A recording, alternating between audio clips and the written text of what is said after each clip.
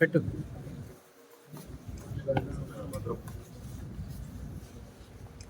ఇలా ఒక్కొక్కరికి చుట్టుపోతే టైం సరిపోతుంది.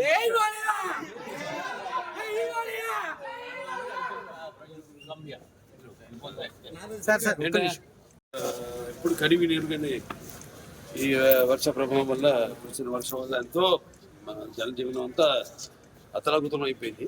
ఇక్కడ ఈ ప్రాంతం అంతా కూడా విజయవాడ గుంటూరు. సో మనం కూడా చెప్పడం జరిగింది. నా 50 సంవత్సరాలు పూర్తి చేసుకున్న సందర్భంలో ఇట్లా నాన్నగారి నుంచి కూడా ఎలా ఆయన ఎప్పుడు ఎటువంటి విపత్కర పరిస్థితి వచ్చినా రాష్ట్రాలకి, అంటే ఇప్పుడు ఆంధ్ర తెలంగాణ కాబట్టి ఏ రాష్ట్రమైనా ప్రాంతాలు వేరైనా మన అంతరంగాలు ఒకటేనన్నా, ధ్యాసలు వేరుగా ఉన్నా మన భాష తెలుగు భాష అలా అన్నింటినీ కలిపారు ఇంటి రామారావు. ఒక ప్రాంతానికి ఆపత్తి వస్తే ఇంకో ప్రాంతం వాడిని దాంట్లో భాగస్వాములు చేయడం. అదే ఇదంతా అంతా ఒకటే, ఒక ఉమ్మడి కుటుంబం, వసుదైక కుటుంబం, అంతా అన్నదమ్ములం అన్న అందరిని ప్రభావితం చేసి వాళ్ళని అందరినీ ఆదుకునేలా, అలాగే మేము కళాకారులు ఆయన్నే ఆదర్శంగా తీసుకుని అప్పటి నుంచి అంటే నేషనల్ డిఫెన్స్ ఫండ్ కానివ్వండి, లేకపోతే మన ఉప్పెన కానివ్వండి దివిసీమలో, లేకపోతే మన వేరే రాయలసీమ క్షామ నివారణ కోసం అయితేనేమి ఆయన అప్పుడు జోలి బట్టి మిగతా ప్రాంతాలన్నీ తిరిగి ఆయన అడుక్కోవడం జరిగింది డబ్బు.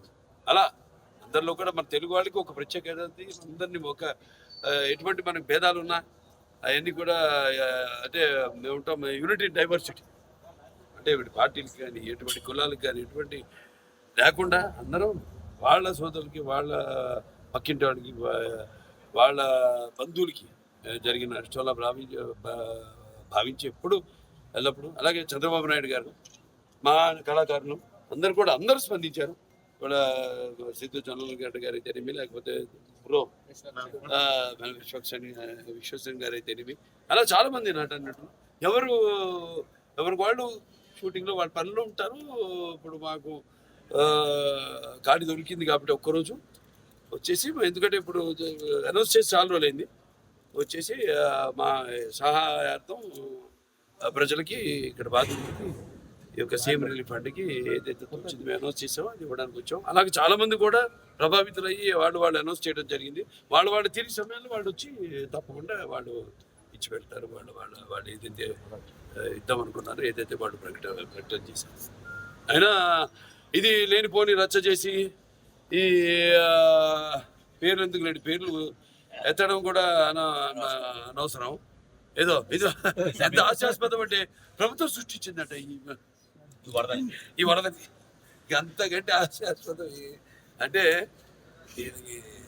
అదే అడిగితే ఏం మాట్లాడాలి బాగా తెలియదు. మనకు తెలుసు వాళ్ళ గురించి ఏం మాట్లాడాలో, ఏం మాట్లాడకూడదు. అది దీంట్లో సాయం అందించిన చాలామంది ఉన్నారు. అక్షయ్ వాడు ఉన్నారు.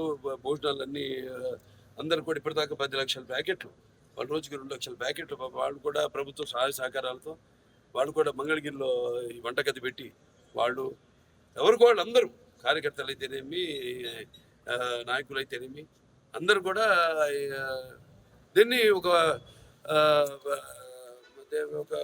విపత్తు దీని కింద కెలామిటీ కింద కేంద్ర ప్రభుత్వం దాన్ని గుర్తించి సహాయ సహకారాలు అందిస్తుంది ముందు.